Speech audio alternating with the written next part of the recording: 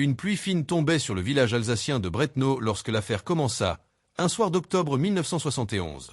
À l'époque, les habitants laissaient encore leurs portes entr'ouvertes et les rues s'éteignaient dès 22 heures. L'Alsace rurale vivait au rythme des clochers, de la vigne et des saisons. Mais cette nuit-là, quelque chose brisa la tranquillité millénaire du village. Un cri, bref, étouffé, que seuls 2 voisins jurèrent avoir entendu, résonna au détour de la rue de l'église. Puis plus rien. Le silence retomba, lourd, presque coupable. Le lendemain matin, le corps d'Annelies Ritter, une jeune institutrice de 23 ans, fut découvert dans un bosquet à l'orée de la forêt. Ses vêtements étaient déchirés, son visage marqué par la peur et la violence. À ses côtés, un bouquet de fleurs sauvages, soigneusement posé, contrastait avec l'horreur de la scène. Un symbole macabre, dérangeant, presque rituel. La gendarmerie locale, dépassée par l'atrocité, appela rapidement des renforts de Strasbourg. L'affaire ne tarda pas à secouer toute la région. Les enquêteurs commencèrent par interroger les habitants de Bretno. Un village de moins de 800 âmes où chacun connaissait la vie de l'autre. On interrogea le fiancé d'Annelies, un jeune viticulteur sans histoire, mais son alibi fut rapidement confirmé. On interrogea aussi le boulanger, le curé, et même les adolescents du coin, mais personne ne semblait avoir aperçu quoi que ce soit. Le seul élément tangible était une empreinte de pas trouvée près du corps, trop commune pour être exploitée. Et ce bouquet de fleurs, composé de colchiques, de marguerites et de bleuets, des fleurs locales que n'importe qui aurait pu cueillir en bord de route. Pendant des semaines, l'enquête piétina. Des rumeurs naquirent. Certains parlaient d'un étranger de passage. D'autres, d'un soldat en permission aperçu dans un café voisin. Quelques voix évoquèrent même un déséquilibré qui rôdait à vélo entre les villages. Mais aucune piste ne résista plus de 2 jours. L'autopsie ne livra que peu d'indices exploitables. Et à cette époque, la police scientifique n'avait pas encore les moyens modernes d'analyse. Le dossier s'enlisa, l'hiver arriva, et l'affaire fut progressivement oubliée, classée sans suite faute de preuves. Mais dans les mémoires de Bretno, elle resta une cicatrice ouverte. Les parents d'Annelies quittèrent peu après la région, incapables d'affronter les lieux de leur drame. Le fiancé, consumé par la culpabilité et le chagrin, sombra dans l'alcool pendant plusieurs années. Seule la tombe de la jeune femme, dans le petit cimetière près du lavoir, rappelait qu'une vie avait été fauchée dans la pudeur glacée d'une nuit d'automne. L'affaire aurait pu rester à jamais enfouie. Mais le destin, ou peut-être la vérité, n'avait pas dit son dernier mot. Près de 40 ans plus tard, en 2009, la gendarmerie nationale lança un vaste projet de réexamen des affaires non résolues. Parmi les dossiers dépoussiérés figurait celui d'Annelies Ritter. Une jeune capitaine, Claire Fontaine, spécialiste en criminalistique moderne, tomba sur cette affaire. Quelque chose dans le rapport d'époque l'intrigua. Ce bouquet de fleurs, disposé avec un soin presque affectueux, semblait révéler une signature. Un geste que l'on accomplit non pas dans la précipitation d'un crime spontané, mais avec une intention, un message. Elle décida de rouvrir l'enquête. Les scellés de 1971 furent transférés au laboratoire de police scientifique de Paris. Parmi eux, la robe d'Annelies, soigneusement emballée depuis 4 décennies. Un textile fragile, mais potentiellement porteur de traces biologiques. Les progrès de l'ADN offraient désormais un espoir autrefois inimaginable. Les experts se mirent au travail, prélevant minutieusement les fibres, analysant, comparant, cherchant la moindre cellule épithéliale oubliée. Au bout de 3 semaines, un fragment d'ADN masculin fut isolé. Une découverte qui galvanisa l'équipe. Un profil génétique fut établi, mais il ne correspondait à aucune personne enregistrée dans les bases de données françaises. Pas de casier judiciaire, pas d'échantillon prélevé. Un inconnu. Pourtant, ce résultat suffisit à relancer la machine judiciaire. La capitaine Fontaine se rendit à Bretno, désormais un village modernisé mais encore chargé d'histoire. Elle rencontra les anciens du village, fouilla les archives locales et reconstitua la vie du village en 1971. Plusieurs noms émergèrent, des hommes qui, à l'époque, avaient autour de 20 ans et auraient pu croiser la route d'Annelies. Parmi eux, un nom revenait souvent, celui de Paula Eberlin. Un jeune homme discret, fils d'un menuisier, connu pour être solitaire, passionné de botanique et souvent vu en train de cueillir des fleurs dans les champs. Un détail que les habitants mentionnaient avec un mélange de nostalgie et de gêne. Car Paul avait disparu du village soudainement au printemps 1972, sans laisser d'adresse. Sa famille avait vendu la maison quelques mois plus tard. Un départ précipité qui, avec le recul, semblait suspect. La capitaine découvrit que Paula Eberlin vivait désormais en Allemagne, près de Fribourg. Il avait 58 ans et travaillait comme jardinier dans un parc municipal. Ses collègues le décrivaient comme poli, réservé, presque effacé.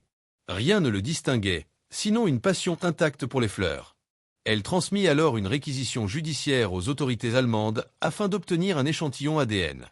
L'homme fut convoqué pour un simple contrôle administratif, ignore que son destin basculait. Lorsqu'il signa les documents, une micro-éprouvette recueillit un échantillon de salive. Quelques jours plus tard, la nouvelle tomba. Le profil ADN de Paula Eberlin correspondait exactement à celui retrouvé sur la robe d'Anneliese Ritter. La probabilité d'erreur était inférieure à une chance sur 1 milliard. Le tueur avait enfin un nom. 48 ans après le crime, la gendarmerie française lança un mandat d'arrêt européen. Le 14 février 2020, Paula Eberlin fut interpellée à son domicile. Il ne résista pas. Lorsqu'on lui annonça la raison de son arrestation, il baissa simplement la tête et murmura « J'espérais que ça n'arriverait jamais ». Lors de son interrogatoire, il avoua rapidement les faits. Sa voix tremblait, mais son récit était clair. Anneliese, qu'il avait observée pendant des semaines, représentait pour lui un idéal inaccessible. Un amour fantasmé, nourri par la solitude et l'isolement. Il l'avait suivie ce soir-là après sa classe, espérant lui parler. Mais la rencontre dégénéra. Il parla d'un geste mal interprété, d'une panique, puis d'une perte de contrôle. Lorsqu'il réalisa l'horreur de ce qu'il venait de faire, il laissa un bouquet, comme une demande de pardon dérisoire. Le procès s'ouvrit en 2021 à Strasbourg, dans une salle comble. Les médias nationaux s'emparèrent de l'affaire, fascinés par le dénouement tardif d'un crime oublié. Les parents d'Anneliese étaient décédés depuis longtemps, mais son frère cadet, Marc, vint représenter la famille. Il écouta, les yeux brillants de larmes, le récit glaçant des dernières minutes de sa sœur. Paula Eberlin, aujourd'hui un homme gris, usé, tenta de présenter ses remords. Mais aucun mot, aucune larme, ne pouvait effacer 5 décennies de souffrance silencieuse. Le verdict tomba, 30 ans de réclusion criminelle. Une peine symboliquement lourde pour un homme proche de la retraite, mais nécessaire, déclara le juge, afin que justice soit rendue, même tardivement. À la sortie du tribunal, la capitaine Claire Fontaine confia aux journalistes « Cette affaire illustre que le temps n'efface pas la vérité. Il la recouvre seulement d'un voile que la science peut désormais soulever. » L'histoire de Bretnau et d'Anneliese Ritter devint un exemple emblématique de ces cols de cases résolus grâce à l'ADN. Dans les écoles de police, on l'enseigna comme un symbole de persévérance et d'espoir. Et dans le village, certains habitants commencèrent, enfin, à parler de cette nuit de 1971, avec le sentiment que le fantôme d'Anneliese pouvait désormais reposer en paix. Pourtant, il reste une image, une scène qui marque encore ceux qui ont suivi l'affaire. Le jour où Paula Eberlin fut transférée en France, il jeta un dernier regard vers les montagnes de la Forêt-Noire. Un regard où l'on pouvait lire à la fois le poids d'une vie dissimulée et le soulagement tragique de ne plus fuir. Comme si, à sa manière déformée, lui aussi avait attendu que la vérité éclate. Un rappel glaçant que derrière chaque dossier, chaque nom, chaque preuve, se cache une histoire humaine, complexe, parfois monstrueuse, mais toujours essentielle à révéler. Et lorsque l'on passe aujourd'hui devant le petit cimetière de Bretnau, on peut voir sur la dalle d'Anneliese un vase où fleurissent colchiques, marguerites et bleuets. Quelqu'un, peut-être un habitant ou un inconnu, vient encore en déposer. Non plus comme un symbole de mort, mais comme une promesse silencieuse que la mémoire, elle, ne sera jamais enterrée. Mais même après le verdict, l'affaire d'Alsace 1971 ne s'éteignit pas. Au contraire, quelque chose vint bientôt ébranler la version que tout le monde croyait acquise. Car en fouillant plus loin dans les archives, la capitaine Claire Fontaine tomba sur un détail passé inaperçu. Un élément que, en 1971, personne n'avait jugé utile de creuser, mais qui, avec le recul, sonnait comme un avertissement étouffé. Dans un vieux cahier d'instituteur, conservé dans une boîte à biscuits rouillés, se trouvait un mot qu'Anneliese avait écrit quelques jours avant sa mort. Une page déchirée, froissée, retrouvée par la directrice de l'école à l'époque, mais jamais transmise aux enquêteurs. On y lisait, d'une écriture rapide et nerveuse. « Quelqu'un m'observe. Je sens son regard sur moi quand je quitte l'école. Je pense savoir qui c'est. Je n'ose pas en parler. Pas de nom. Pas d'accusation claire. » Mais cette phrase suffisait à laisser penser que le meurtre n'avait rien d'un geste soudain ou d'un accident incontrôlé comme l'avait décrit Eberlin à l'audience. Il l'avait traqué. Longtemps. La capitaine décida de retourner interroger Paul en détention. Elle le trouva dans une petite salle d'entretien du centre pénitentiaire de Strasbourg. Le vieil homme, amaigri, semblait plus fragile encore que lors de son procès. Ses mains tremblaient en ajustant son gobelet d'eau. Elle posa le billet sur la table. Il pâlit. Elle savait, murmura-t-il, presque pour lui-même. Cette fois, Sa voix n'avait plus rien du ton contrit qu'il avait adopté devant les juges. On y percevait autre chose. De la colère? Du regret? Ou un reste de fascination malsaine? Claire le regarda dans les yeux et demanda « Pourquoi avoir menti au tribunal ?» Il inspira, longtemps, comme s'il cherchait un courage qu'il n'avait jamais possédé. Ce n'était pas un moment de folie. Je l'aimais. Je voulais qu'elle me voie. Qu'elle comprenne. Elle ne m'a jamais regardé. Pas une fois. Vous ne pouvez pas imaginer ce que c'est d'être invisible, pendant toute une vie. La capitaine sentit un frisson glacer son échine. Non pas de peur, mais devant cette logique déformée, cette conviction ancrée qui révélait un esprit obsédé, dangereux, et surtout prêt à se raconter une histoire pour survivre à son crime. Elle comprit alors que cet homme n'avait jamais vraiment assumé ce qu'il avait fait. Pour lui, même 50 ans plus tard, ce n'était pas un meurtre prémédité. C'était une histoire d'amour ratée. Une idée terrifiante. Mais ce n'était pas tout. En analysant les archives d'autres villages alsaciens, Claire découvrit que 3 disparitions de jeunes femmes s'étaient produites entre 1969 et 1973 dans un rayon de 20 km autour de Bretno. Toutes classées sans suite. Toutes jeunes. Toutes disparues en automne. Et dans 2 cas, des fleurs avaient été retrouvées près de leurs dernières traces connues. À l'époque, personne n'avait fait le lien. Mais aujourd'hui, difficile d'ignorer la coïncidence. Était-ce un hasard? Ou Paula Eberlin n'avait-il pas révélé toute la vérité?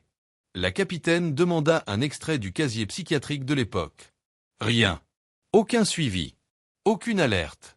Juste un jeune homme discret, bon élève, passionné de plantes. Mais un détail ressortit. À 16 ans, il avait été surpris en train de suivre une camarade de classe jusqu'à son domicile, après des semaines de comportement jugé insistant. L'affaire avait été étouffée par les familles pour éviter le scandale. C'était en 1968, 3 ans avant la mort d'Anne-Lise. Claire forma alors une petite équipe pour ouvrir les 3 autres dossiers. Un travail quasi archéologique, retrouver les familles, examiner les maigres scellés restants, collecter des échantillons conservés dans des conditions douteuses. Les chances de retrouver de l'ADN utilisable étaient minces, mais pas nulles.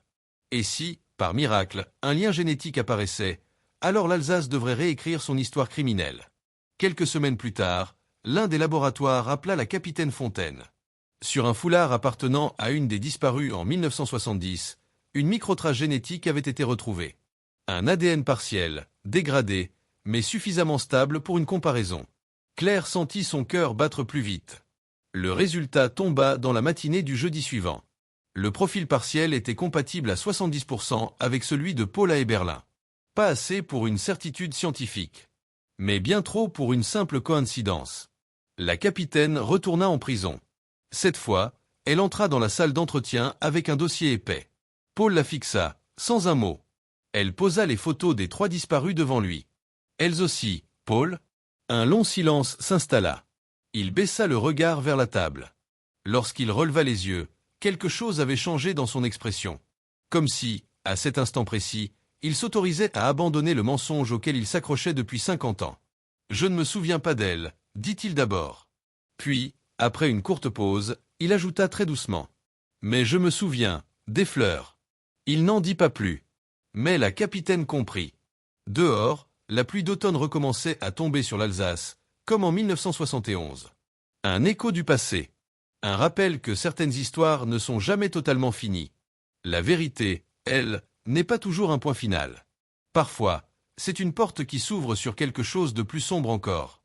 La possibilité que Paul ne soit pas un tueur isolé transforma l'affaire en quelque chose de plus vaste, de plus inquiétant.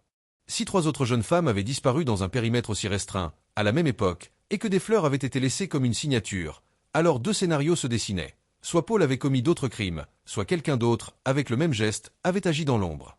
Et les 2 hypothèses faisaient froid dans le dos. La capitaine Claire Fontaine décida de retourner sur les lieux clés des disparitions.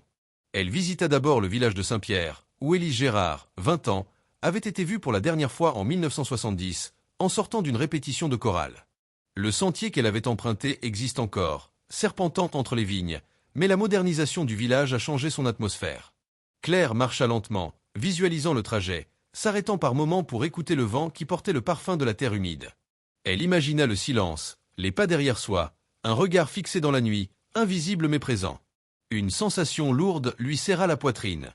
Elle interrogea les derniers témoins encore vivants. Une vieille femme se souvenait d'un jeune homme qui regardait souvent Élise à la sortie de la messe. Il avait toujours des fleurs à la main. Des fleurs qu'il cueillait lui-même. Je me rappelle, parce qu'il disait qu'elles parlaient à ceux qui savaient les écouter. Un frisson parcourut Claire. Le même langage que Paul utilisait encore aujourd'hui en parlant des plantes. Mais cette femme ajouta un détail troublant, il n'était pas seul.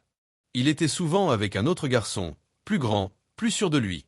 Je ne l'ai jamais revu après cette année-là. Le nom du second garçon n'était pas clair. Peut-être un Becker, ou un Beckman, quelque chose comme ça. Claire nota tout. Dans le village voisin, où une autre jeune femme avait disparu en 1972, les souvenirs étaient encore plus flous. Le maire de l'époque, très âgé, reçut Claire dans son salon. Elle remarqua immédiatement, sur un meuble, un cadre contenant une photo jaunie représentant une kermesse du village. Le maire lui indiqua deux visages. Paul, là, et l'autre garçon, c'était son ami. Ils étaient inséparables. Sur la photo, deux adolescents souriaient, tenant des couronnes de fleurs tressées autour du cou d'une jeune fille visiblement mal à l'aise. Ce détail fit monter un malaise chez Claire. Les fleurs n'étaient pas un geste poétique, mais un symbole de possession. Elle obtint finalement un nom complet, Karl Beckman. D'origine allemande, il passait l'été en Alsace chez de la famille. Les deux garçons se seraient perdus de vue en 1973. Karl aurait quitté la région brusquement. Le puzzle commençait à prendre forme. Et si Paul n'avait pas agi seul? Et si quelqu'un d'autre avait continué? Claire contacta les autorités allemandes pour retrouver la trace de Karl Beckman. Ce dernier, aujourd'hui 68 ans, vivait dans une petite ville près de Karlsruhe. Marié, père de 2 enfants, à la retraite. Un homme sans histoire, apprécié dans son quartier. Mais lorsqu'une demande de coopération judiciaire arriva, la réaction de Karl surprit tout le monde. Dès qu'il apprit que la police souhaitait lui parler d'affaires anciennes en Alsace, il fuit son domicile. Disparu avant même d'être interrogé. Cette fuite transforma un simple témoin potentiel en suspect dangereux. Un mandat de recherche européen fut lancé. Les médias ne furent pas informés pour éviter qu'ils ne prennent la fuite plus loin. Mais une chose devenait claire. Karl savait quelque chose. Peut-être était-il complice. Peut-être pire. Pendant ce temps, Paul, enfermé à Strasbourg, semblait suivre le déroulement de cette nouvelle enquête avec une étrange agitation. Lors de sa 3e rencontre avec Claire, il posa une seule question, d'une voix que l'on aurait dit inquiète. « Vous l'avez retrouvé ?» Claire répondit par une question. « Qui était-il pour vous, Paul ?» Il fixait la vitre de la salle, comme s'il revoyait un souvenir très lointain. Il comprenait ce que je ressentais. Il m'écoutait. Il m'encourageait à parler aux filles. Il disait que je devais oser. Il m'a dit que les fleurs, que c'était un langage. Qu'elles étaient un pont. Claire l'observa, sa gorge se nouant. Et après? Paul ferma les yeux. Après, il disait que si elles ne comprenaient pas, il fallait leur apprendre. Un silence glacé suivit cette phrase. Paul respira longuement, puis ajouta. Il aimait les fleurs plus que moi. Et il était prêt à aller plus loin. Claire comprit que ce dossier, qu'on croyait clos, venait de s'ouvrir à nouveau. Mais cette fois, il ne s'agissait plus seulement de faire justice pour Anne-Lise. Il s'agissait peut-être d'arrêter un homme qui avait continué sa vie, avec un passé enfoui, et peut-être des crimes impunis. Et s'il avait reproduit ce rituel ailleurs, longtemps après avoir quitté l'Alsace? Ce soir-là, seul dans son bureau, la capitaine étala les photos, les noms, les dates, les lieux. Les schémas formaient une trajectoire. Non pas celle d'un tueur statique, mais celle d'un homme qui se déplaçait, changeait de pays, bâtissait une nouvelle vie, avec le passé accroché comme une racine vénéneuse. Et au cœur de ce labyrinthe, une hypothèse s'imposa. La question qu'elle avait évitée jusque-là éclata soudain avec évidence. Et si Anne-Lise n'avait pas été la seule, mais simplement la seule que l'on avait retrouvée? La nuit avançait, mais Claire ne parvenait pas à quitter son bureau. Les lumières du commissariat projetaient sur les murs des ombres allongées, comme si les visages des victimes observaient en silence l'évolution de l'enquête qu'on leur avait trop longtemps refusée. Elle se servit un café tiède, étala une nouvelle fois la carte d'Alsace, puis ajouta, autour de chaque village concerné, les déplacements connus de Karl Beckman. Petit à petit, un itinéraire se dessina, irrégulier, mais révélateur. Il revenait presque chaque automne. Comme si quelque chose le ramenait toujours là où tout avait commencé.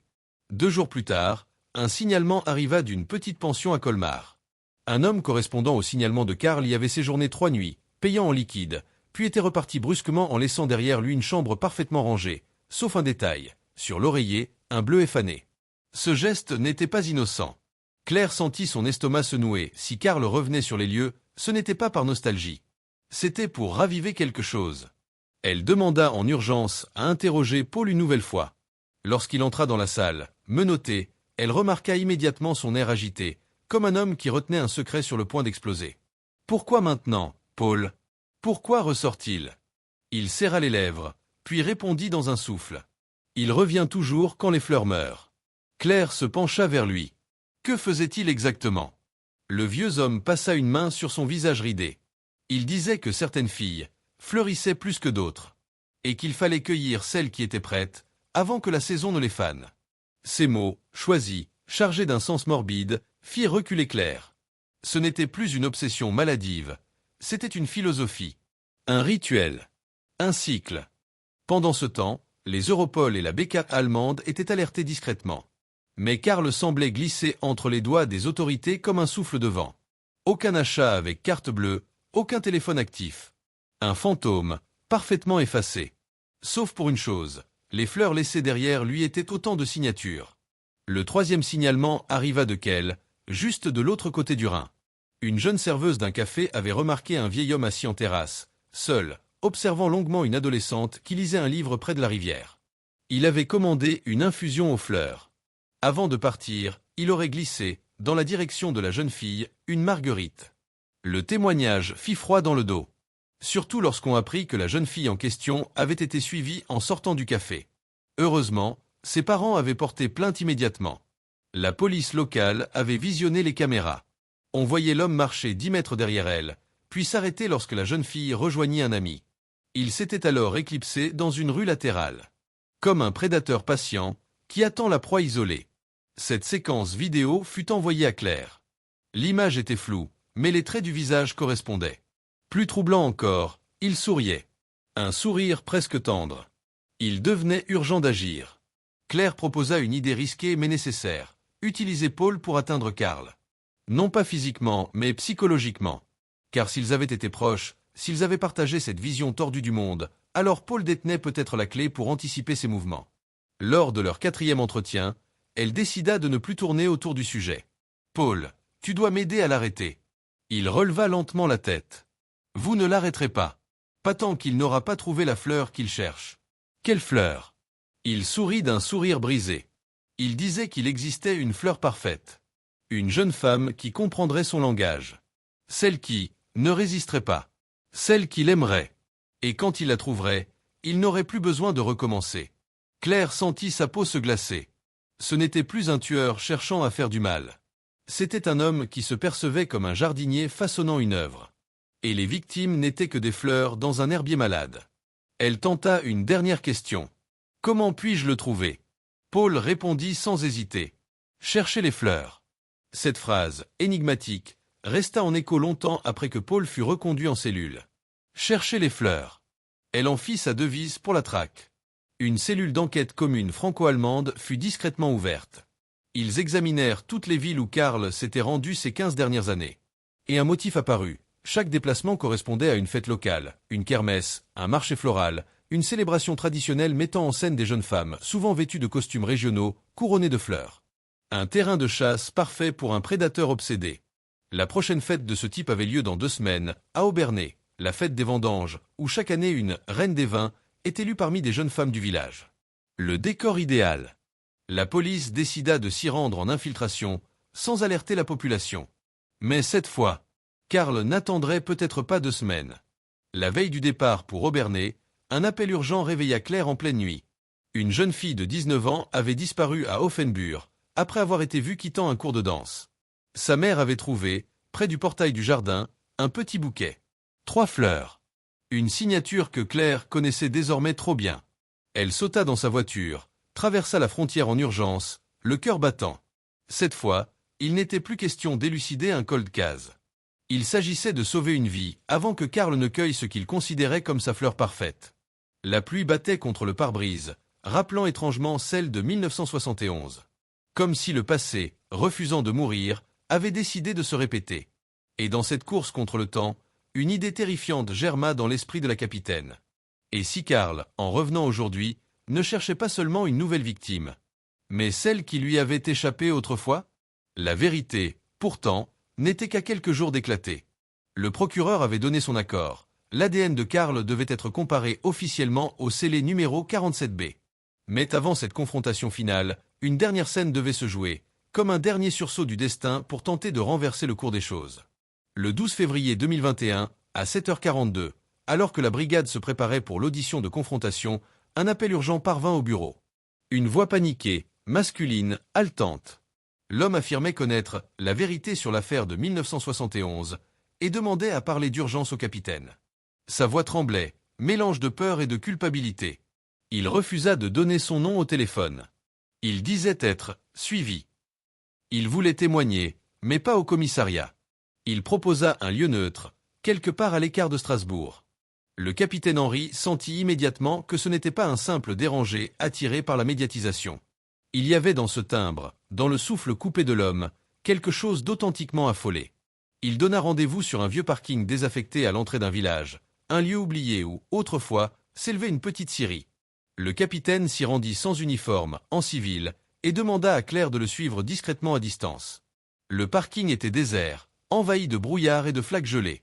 Une silhouette finit par se détacher de l'ombre d'un hangar en ruine. Un homme d'une 60aine d'années, grand, le dos courbé, portant une casquette élimée et un manteau trop léger pour l'hiver. Il avançait lentement, comme si chaque pas était une lutte contre son propre courage. Lorsqu'il s'approcha, Henry put voir ses mains trembler. « Vous êtes l'homme qui a appelé ?» demanda doucement le capitaine. L'homme hocha la tête sans un mot. Ses yeux, rouges et fuyants, trahissaient des années de tourments. Il regardait autour de lui, nerveux, comme si des ombres pouvaient surgir du brouillard. « Je n'ai pas beaucoup de temps, » murmura-t-il. « J'ai porté un lourd secret. Trop longtemps. Je sais ce qu'il s'est passé en 1971, dans la forêt du Roswald. » Henry sentit son cœur accélérer. L'homme avala sa salive, posa une main contre sa poitrine, puis poursuivit. « Karl, il n'était pas seul, cette nuit-là. » Les mots tombèrent comme un coup près. Claire, cachée quelques mètres plus loin, crut avoir mal entendu. Henry resta immobile, le souffle suspendu. L'homme expliqua qu'il connaissait Karl depuis l'adolescence, qu'il traînait avec un petit groupe de jeunes du village voisin, qu'une soirée d'été, plusieurs d'entre eux étaient allés boire près de la forêt, et que Karl avait emmené une jeune femme. Les autres étaient trop ivres pour comprendre ce qui se déroulait.